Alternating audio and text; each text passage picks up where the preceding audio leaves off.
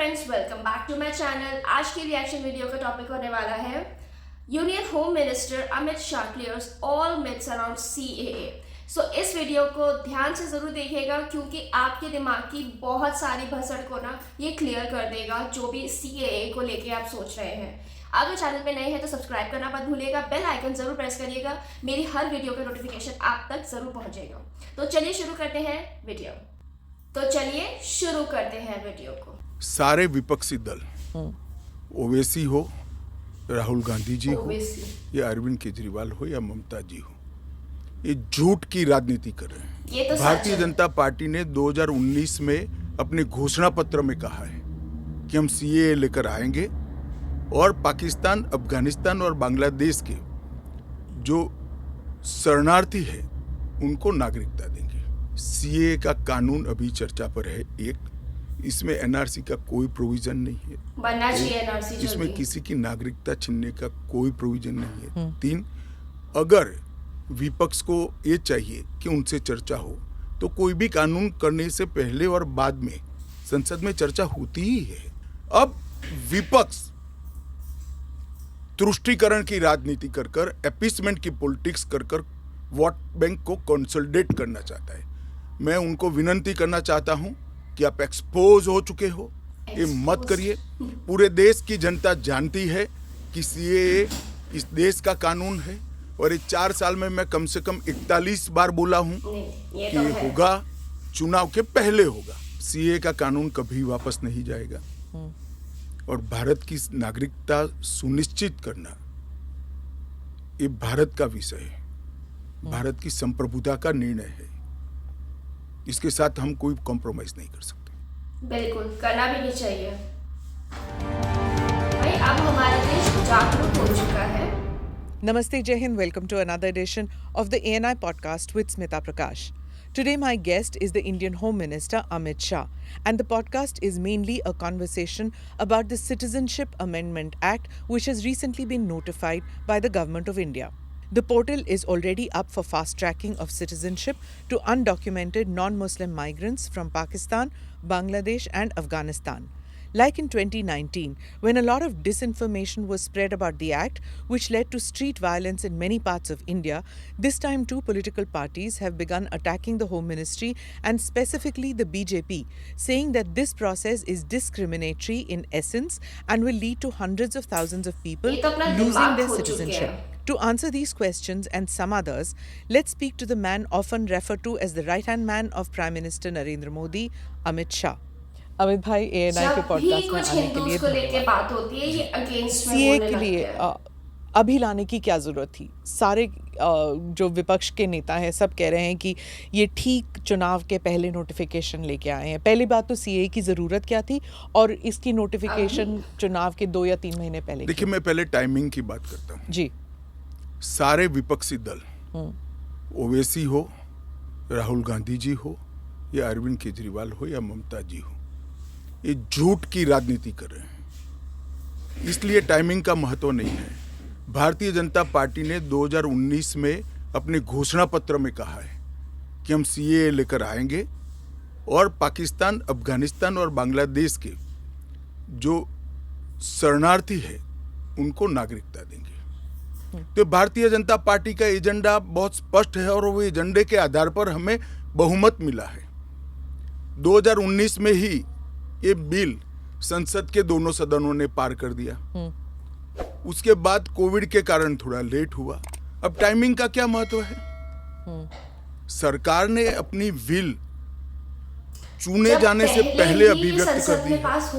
तो चुनने के बाद फर्स्ट प्रायोरिटी में पहले ही साल में दोनों सदनों से इस कानून को मान्यता मिल गई है। रूल्स फॉर्मेलिटी है। अब टाइमिंग का या पॉलिटिकल गेन या लॉस का सवाल नहीं है। अब विपक्ष तुष्टीकरण की राजनीति कर एपीसमेंट की पॉलिटिक्स कर वोट बैंक को कंसोलिडेट करना चाहता है।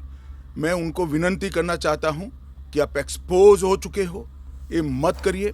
पूरे देश की जनता जानती है कि सीएए इस देश का कानून है और ये 4 साल में मैं कम से कम 41 बार बोला हूं कि ये होगा, चुनाव के पहले होगा। अब क्या मतलब है टाइमिंग का सवाल करने का?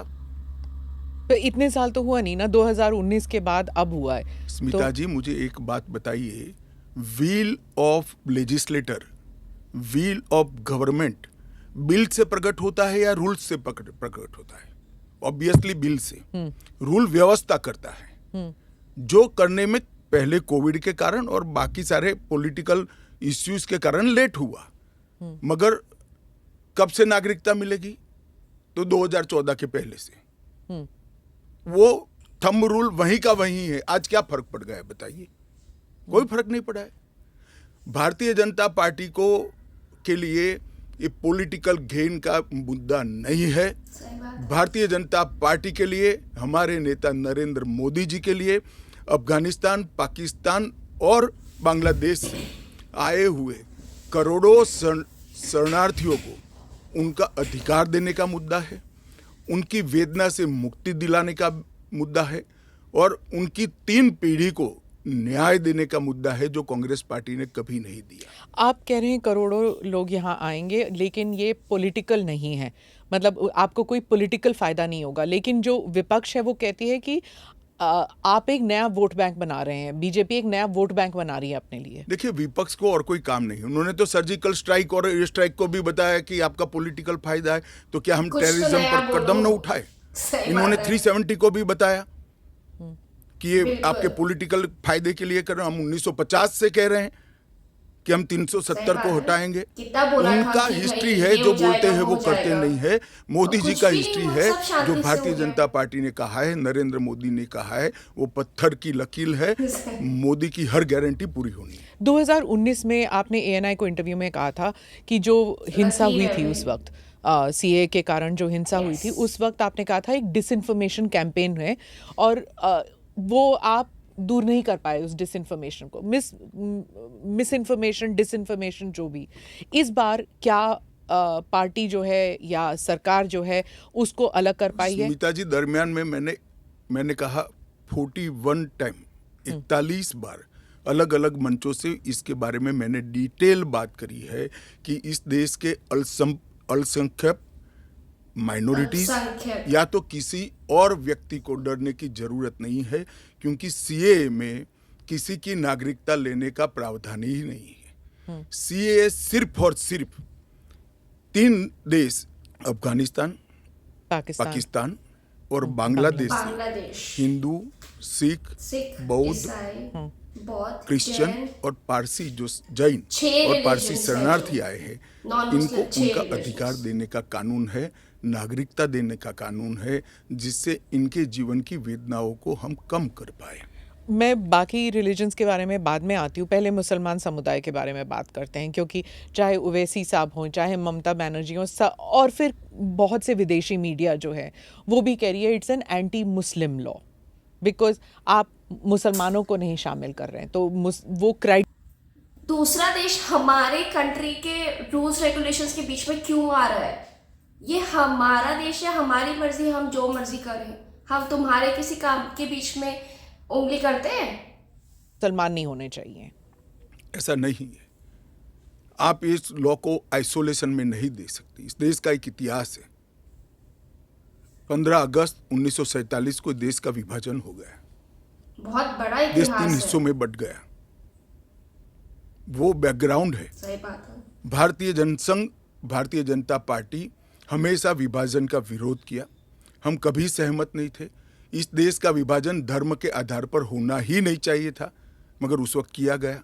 जब धर्म के आधार पर आप विभाजन करते हो और वहाँ जो अल्पसंख्यक है उन लोगों पर ढेर सारे अत्याचार हो, धर्म परिवर्तन कराए जाए, इनकी महिलाओं को अपमानित किया जाए, वो माँ बहन बेटी के लिए वो शरण में आए भारत की, तो क्या उसको यहाँ नागरिकता का अधिकार नहीं है?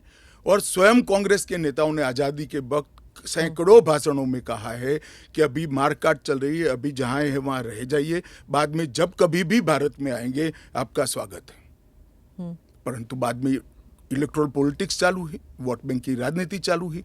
अपीसमेंट के कारण वो वादा कांग्रेस पार्टी ने कभी पूरा नहीं किया, जो आज नरेंद्र मोदी पूरा कर रहे हैं। सर जो बाकी समुदाय, बाकी जो रिलीजन्स हैं, गलत चाहे गेम खेलते हैं यार। हिंदूज हैं, जैन हैं, बुद्ध हैं, सिख हैं, उन सबको तो मैं मानती हूँ, ठीक है, देवर रिलीजन्स बॉर्न इन इंडिया, नहीं, आंकड़े पर पारसी और अगर आप पारसी और ईसाइयों को ला सकते हैं, उन वो जो रिलीजन्स है, they were not born in India, तो अगर आप पारसी और ईसाइयों को ला सकते हैं तो मुसलमानों को क्यों नहीं? देखिए, मुस्लिम आबादी के लिए ही वो हिस्सा आज भारत का भाग नहीं है।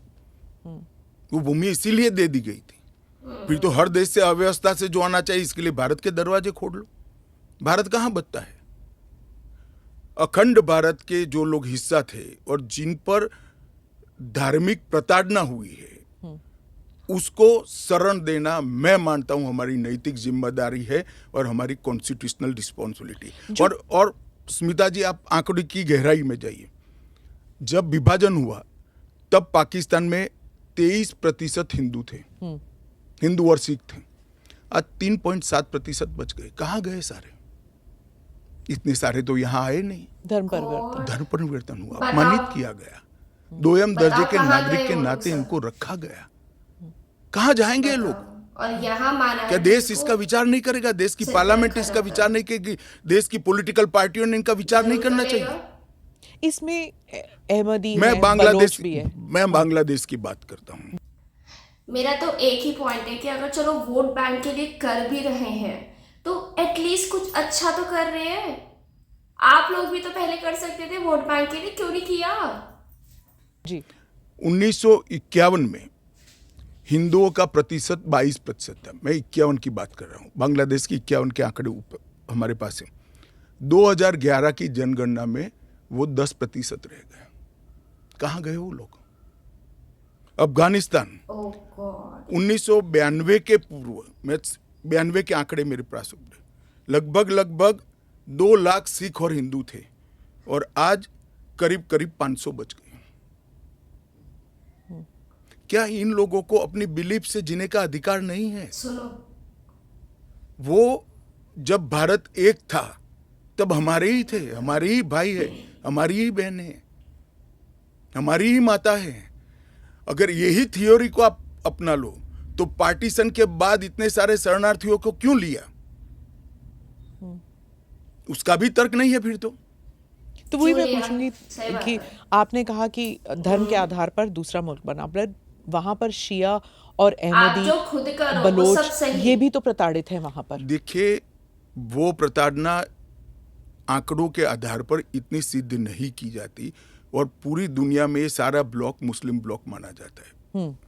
आप मेरी बात समझ कर चलिए। और शिया, अहमदिया वो तो छोड़िए, मुसलमान को भी अधिकार है यहाँ एप्लीकेशन करने का। हमारे संविधान ने रास्ता खोला है वो एप्लीकेशन कर रेफ्यूजी के तौर पर? ना, रेफ्यूजी के तौर पर नहीं, नागरिकता लेने के लिए अप्लाई कर No. सकते हैं। भारत सुनो इस सरकार point को सब। इनकी भारत की सुरक्षा और भारत की बाकी सारी चीजों को देखते हुए उसका निर्णय करेगी। अच्छा, तो एक रास्ता काउंसिल या किसी कुछ- के लिए बंद नहीं है। अच्छा। ये स्पेशल एक्ट इसलिए बनाया है कि ये किसी भी वैध डॉक्यूमेंट के बगैर शरण में आए हैं, बॉर्डर क्रॉस कर आ गए हैं। सुना आप लोगों ने क्या क्या फैक्ट्स बताए हैं अमित जी ने? मतलब 23% हिंदूज थे पार्टीशन के टाइम पे, और 2011 की, अभी की बात भी नहीं है, 2011 में सिर्फ 3% रह गए। उसके बाद भी मतलब ये लोग ये कहते हैं कि सीए लाकर उनको नागरिकता देकर ये वोट बैंक की गेम खेल रहे हैं। अरे खेलने दो ना, एटलीस्ट कुछ अच्छा तो कर रहे हैं। ये जो कानून है ये नागरिकता पहले बात तो छीन नहीं रहा है, ये नागरिकता दे रहा है, और ये मुसलमानों को भी आने से मना नहीं कर रहा है। आप अप्लाई करो इंडियन सिटीजनशिप के लिए, आप अप्लाई करो, आप एलिजिबल हो गए तो आप भी सिटीजन बन सकते हो। ये गलत मैसेज मत पहुंचाओ कि मुसलमानों के लिए तो है ही नहीं। और हाँ, मैं तो बल्कि ये कहूँगी कि क्यों लाया जाए, जब पार्टीशन हो रहा था तब भी तो आपके पास ऑप्शन था ना इंडिया में रहने का। आप गए, आपने नया देश बनाया, अपने लिए नया सब कुछ खड़ा किया। अब जब हिंदुओं के लिए यहाँ पे कुछ एक्शन लिया जा रहा है आपको तब भी दिक्कत हो रही है। और मुझे तो समझ नहीं आता, हमारे ही लोग उसके अगेंस्ट बोलने लगते हैं। ये तो वही हो गया ना, घर का बेदी लंका डाय। हिंदुओं का भी आपको वोट मिल सकता है अगर आप उनके लिए काम करेंगे, तो सिर्फ मुसलमानों के वोट से ही नहीं जीता जा सकता। और जो ये केजरीवाल जी हैं, मतलब कितने बड़े बड़े स्टेटमेंट दे रहे हैं कि क्रिमिनल चीज़ें बढ़ जाएंगी, एक्टिविटीज़ बढ़ जाएंगी, बलात्कारी लोग बढ़ जाएंगे। अरे आपको समझ में भी आ रहा है, जिनके लिए ये बात चल रही है, जिनको ये नागरिकता देने की बात चल रही है, वो ऑलरेडी देश में बैठे हुए हैं। अगर आपको विरोध करना है तो रोहिंग्यों का करो ना, आप और लोगों का करो। आप उनके लिए क्यों और परेशानियां खड़े कर रहे हो जो ऑलरेडी इतने परेशान, मतलब सोच के भी देखो, मतलब कोई कैसे अपने घर के बिना ऐसे में रह रहा होगा, उनके बारे में तो सोचो। तो चलिए इसी के साथ मैं वीडियो को एंड करती हूँ। आपकी इसमें क्या राय है मुझे कमेंट करके ज़रूर बताइएगा। मिलते हैं नेक्स्ट वीडियो।